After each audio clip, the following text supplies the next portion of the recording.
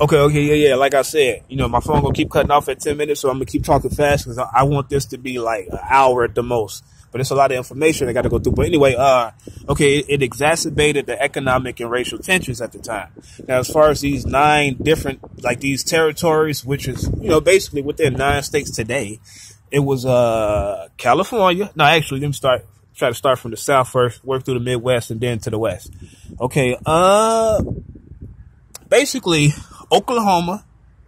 Well, yeah, Oklahoma City. Fuck it. Wyoming, Kansas, what's another one?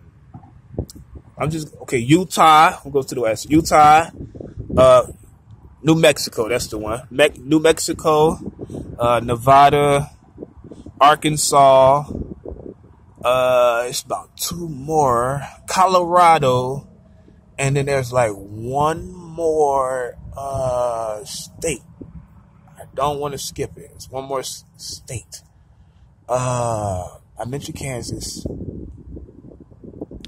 I recall it later on as I go along with this because this phone gonna keep on cutting off every 10 minutes. So anyway, all these different territories, Mexico seceded or whatever. Now, as far as the Mexico War, like the background to that, and this is all like explaining the context of what was going on in South Carolina in 1850, around the time. A year before Robert Smalls moved to Charlotte, Carolina. Anyway, but as far as the war, like Texas, for example, was a sovereign state at first. That's what started the war between them and Mexico itself. They was a sovereign state for about 10 years, from 1836 up until 1847. No, 1846. Now, during that time, and even like 3 years before that, the president of Mexico was a guy by the name of General Antonio Lopez Lebrun. He was the president from 1833 up until 1855. He was also a general. What ended up happening in the midst of this war is that what started it was that Mexico, the Republic of Mexico, decided to take away autonomy from all of their other states at the time that they had or whatnot. So that's what made Texas decide to secede and become their own little sovereign state. A lot of inner conflict and fighting happened, and then it calmed down sometime in April. What was it? April of 1836, because the president of Mexico ended up getting captured or whatever, and then he was forced to sign this treaty, the Treaty of what was the name? Velascos, the Treaty of Velascos or something like that. And as far as like the government of Mexico, they felt like the treaty wasn't valid because this guy was like, in prison by the time he was like under duress, which is the words that they use. So they never really truly honored it. So little fighting continued. But as far as like the major shit, it kind of like calmed down in 1836. So they got a 10-year period or whatnot. The United States ended up recognizing Texas as a state, as a sovereign nation or whatnot. But then later on, because initially they turned them down to be a part of the Union. But later on, sometime in like what was it, 1845? 1846 is when they finally annexed Texas into the Union. That's what started the Mexican-American War. It only lasted like 2 years. Of course, America won, and that's how they got those territories that Mexico ceded, those 9 states. I mentioned 8 of them so far, but it's really 9 altogether or whatnot. So that happened. As far as the debate about slavery, again, a lot of people from the North did not want the institution of slavery to take place in those territories, especially if they choose to become a state or whatnot. So people were trying to like figure out ways to mitigate that. So the first bill that really that pissed a lot of people off, it was called the Proviso bill. Persons tried to pass that in like 1848, I think, but it ended up failing or whatnot. So 2 years later, that's when the Compromise of 1850 was made. Now, the guy that first tried to put this bill together, his name was Henry Clay. He was a senator from Kentucky, right? He was like, he was a senator. I think he in like from 1849 to 1853 or something like that. Or was it 1847 to 1850? No, 1847 to 1851, I think. If not 1849 to 1853. But make a long story short, as far as like this bill that he tried to, this bill he tried to get passed, it was like 7 to 9 bills all in one. The president at that time was a dude by the name of Zachary Taylor. He only served for like a year. He ended up dying. So this is like from 1849, March of 1849, of course, until like mid 1850. So he died in like June or July, something like that. So the next guy after him that took office for the next 3 years after that was Millard Fillmore, right? Now, as far as Zachary Taylor, he was against this bill that Henry Clay tried to put forth or tried to get passed through, but he wasn't the only one against it.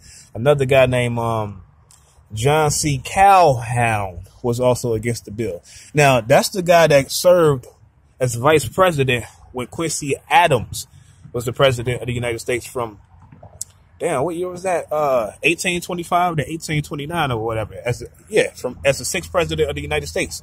But he also served a second term as far as John C. Calhoun.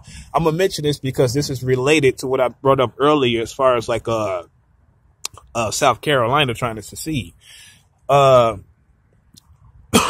After John Quincy Adams' first term, this guy was reelected again, John C. Calhoun.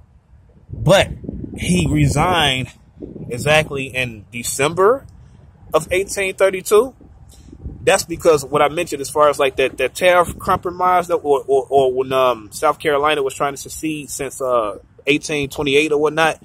And there was just like this term out there called null and void theory. Like if a state rejected, if a state did not agree with a law, it would have the right to reject it. It wasn't official, but it was kind of like a theory thing going on or whatnot. So that's what South Carolina was trying to argue for. They didn't like the high tax that was being, they didn't like the tax on the cotton that was being like, it's difficult to explain, but basically for that reason, for the tax situation, they wanted to secede. And they was using that as like one of their premises, the null and void theory or whatnot. John C. Calhoun was a native of South Carolina. So he decided to quit at the end of 1832 and try to go and help out with this aim or whatever in South Carolina. Unfortunately, it didn't play out. It was killed. And the tariff compromise of 1833, sometime in March, finally settled everything and the state ended up agreeing with it or whatever, so they didn't secede. But as far as like fast forwarding to like around this time in 1850, early 1850, around that time, you know, the Henry Clay, he was opposed by the president, Zachary Taylor and John C. Calhoun. So later on, that's when Stephen Douglas. Now remember, Stephen Douglas, I mentioned him in chapter 1 as well. That's the guy that debated Lincoln in 1858, those 7 debates that they had in Springfield. He went ahead and took up the bill and kind of like, I don't want to say simplified it, but consolidated it into just 5 bills as a proposal. And it was called the Compromise of 1850 or whatever. Actually, it was another guy that disagreed with him too. That was it William Seward? That was also against Henry Clay initially, possibly.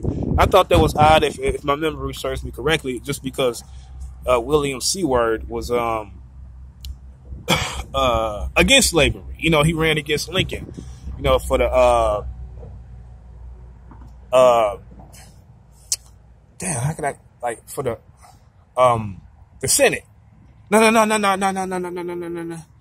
was Stephen Douglas or whatnot. But anyway, make a long story short, the bill ended up passing.